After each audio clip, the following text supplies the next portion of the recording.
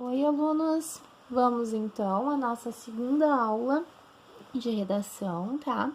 Hoje a gente vai trabalhar uma outra redação que foi considerada nota 1000. Sempre que nas propostas de vocês a gente trouxer uma redação pronta, vai ser alguma redação que obteve nota 1000, tá?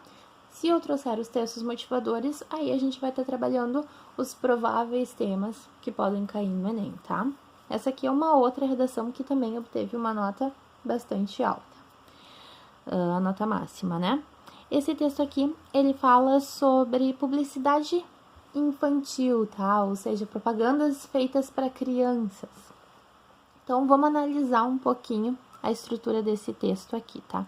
Ela sai de leve, tá? Ela sai um pouquinho daquilo que eu trouxe para vocês no outro texto, que é o que eu considero ideal. Aqui ele não fez tudo exatamente como eu costumo sugerir, mas como eu disse, não existe uma fórmula engessada, tá? Tem como trabalhar, como desenvolver o nosso texto de várias formas. Eu ensino uma forma que eu acho que é mais fácil e que o texto fica muito claro, muito fácil de desenvolver. Mas, claro, que há outras formas de escrever bons textos também. Aqui a gente tem algumas variações, tá? De alguns detalhezinhos que vocês vão observar aqui comigo. Então, vamos lá. Ele começa assim. Ela, né? Acho que a redação é de uma menina. Desde o início da expansão da rede dos meios de comunicação no Brasil, em especial o rádio e a televisão, a mídia publicitária tem veiculado propagandas destinadas ao público infantil. Pronto, ele já começou acertando no tópico onde ele traz o tema, tá? Aquilo que eu falei, né? A pessoa que vai ler o texto de vocês, ela tem que saber sobre o que ela vai ler. Ele já começa deixando isso bem claro, tá? Dizendo que ele vai falar, então, sobre propagandas destinadas ao público infantil. Tá dizendo que isso é um fato, que isso existe há muito tempo, né? Desde o início da expansão da rede dos meios de comunicação. Trouxe o tema. Na sequência, mesmo que os produtos ou serviços anunciados não sejam destinados a este. Perfeito.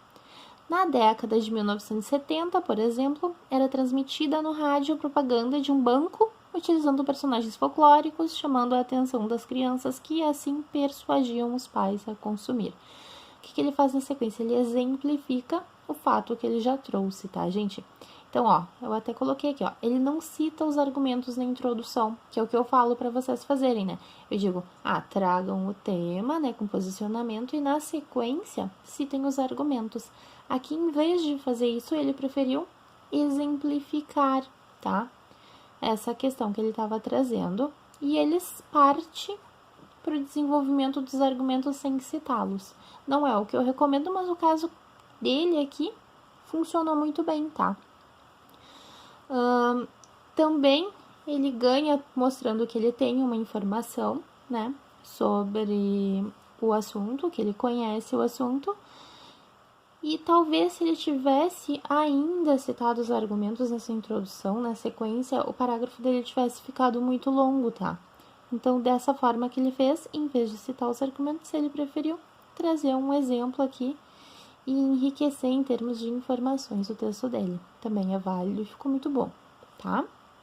E ele começa desenvolvendo, então, o segundo parágrafo dele com o primeiro argumento, né? Que é dizendo por que isso acontece, né? Porque essas propagandas, então, são destinadas ao público infantil. E ele justifica dizendo que crianças são influenciáveis, é o primeiro tópico dele, tá? Ele diz aqui, ó, que no período da infância o ser humano é facilmente influenciado. Ele desenvolve o raciocínio dele, dizendo que adolescentes também são alvo pela necessidade de autoafirmação, tá? Então, ele introduz o argumento dele, desenvolve o raciocínio, tá? Vamos ler essas duas frases para ficar bem claro, ó. É sabido que, no período da infância, o ser humano ainda não desenvolveu claramente seu senso crítico, e assim é facilmente influenciado por personagens de desenhos animados, filmes, gibis, ou simplesmente pela combinação de sons e cores de que a publicidade dispõe. Ponto, essa é a introdução do parágrafo dele. Como ele desenvolve? Os adolescentes também são alvo numa fase em que o consumo pode ser sinônimo de autoafirmação, traz uma informação a mais, tá? E como ele conclui o parágrafo, gente? Ciente deste fato, ó, retomou, né, então, o fato que ele estava desenvolvendo e concluiu. O que acontece? Qual a consequência desses fatos que ele trouxe? A mídia cria os mais diversos produtos fazendo uso desses atributos, como brindes em lanches, produtos de higiene com imagens de personagens e até mesmo utilizando atores e modelos mirins nos comerciais.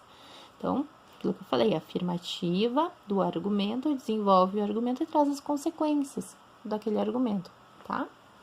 Perfeito, né? Seguimos agora. Segundo parágrafo dele, gente. O que ele faz aqui?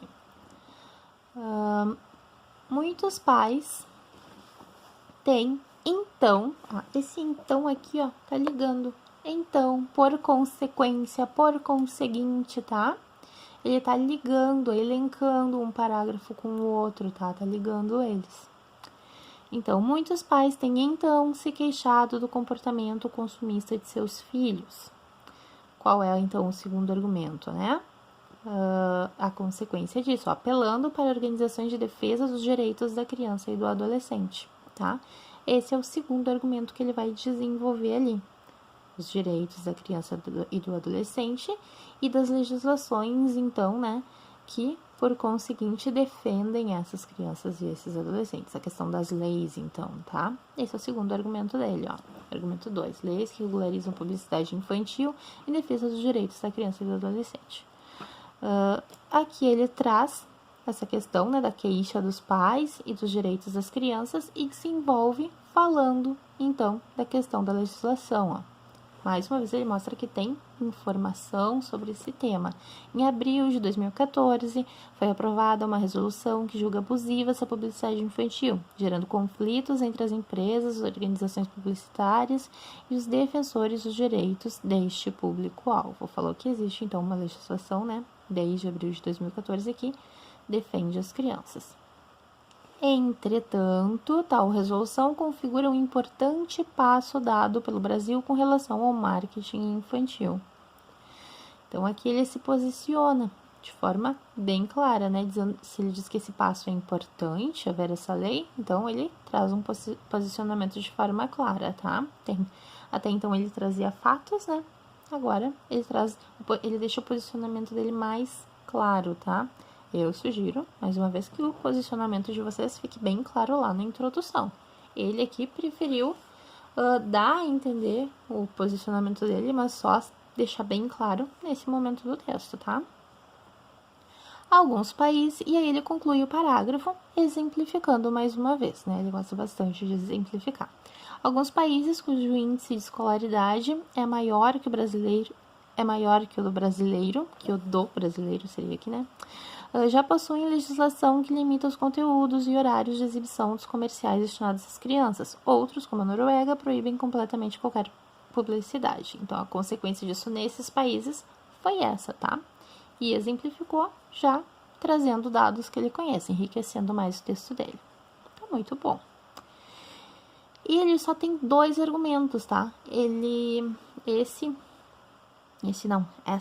Essa menina, ela termina o texto dela desenvolvendo apenas 2 argumentos, que eu falei pra vocês, né, gente? O texto de vocês, pela redação de Enem, se é uma redação que tem poucas linhas para vocês escreverem, às vezes, se vocês tiverem mais informações, como é o caso desse texto, né, que tem muitas informações para trazer, se vocês têm condições de falar bem sobre o tema, desenvolvam só 2 argumentos, tá?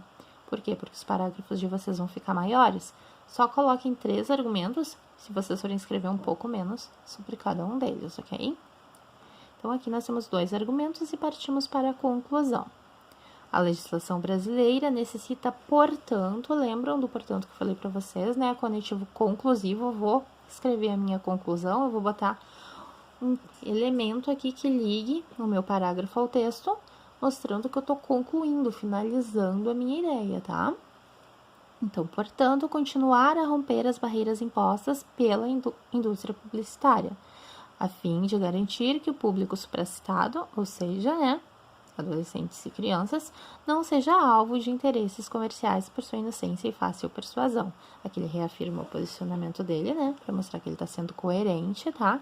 Dizendo que realmente a legislação tem que continuar fazendo o que está fazendo.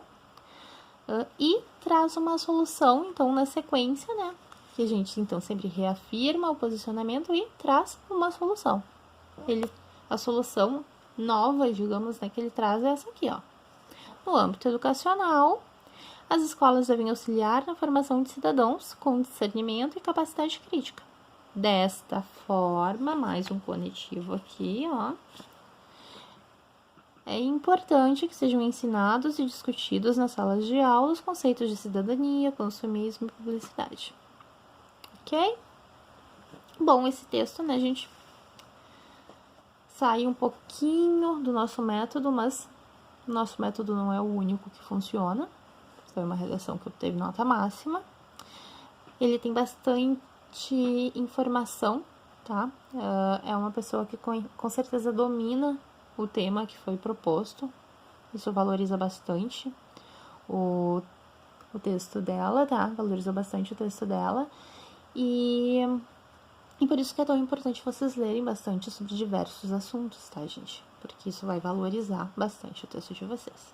Agora vamos à correção da nossa atividade, que é voltada, né, como anteriormente, para a estrutura do texto de vocês, tá? Vou tirar aqui que eu não sou. Então vamos lá. Qual é o tema, portanto, dessa redação? Publicidade destinada ao público infantil, né? Tá bem claro. Defina um posicionamento acerca do tema. Gente, aqui o posicionamento da autora é que a publicidade infantil é abusiva, tá? Se vocês discordam, vocês vão escrever contra isso. Eu imagino, né, que aqui a gente esteja num senso comum, seja difícil defender um ponto de vista contrário. Mas, se for o caso, se vocês tiverem argumentos que o justifiquem, façam, né? Sempre digo, sempre pensem como vocês escreveriam, tá? Justifique o seu posicionamento com 3 argumentos. Gente, o texto aqui traz só 2, tá? Pensem, que outro argumento eu utilizaria? Coloquem aí já aproveitem para aprender a pensar o texto, como seria o texto de vocês, tá? Mas, vou botar aqui resposta pessoal, no 3. Mas, o que é citado no texto são esses 2 aqui, ó. O número 1, que crianças e adolescentes são influenciáveis, e o argumento 2, que fere os direitos da criança e do adolescente, tá? E finalizando aqui, né, que solução ela traz para o problema? Além de manter-se, né,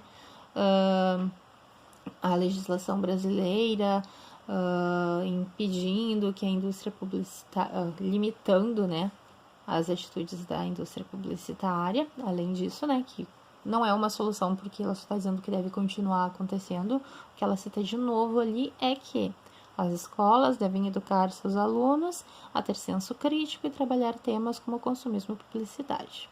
Se vocês pensarem em outras soluções, também podem enriquecer a sua resposta, tá? Então, esse é o nosso segundo texto, gente. Façam as correções e até a próxima aula. Um abraço.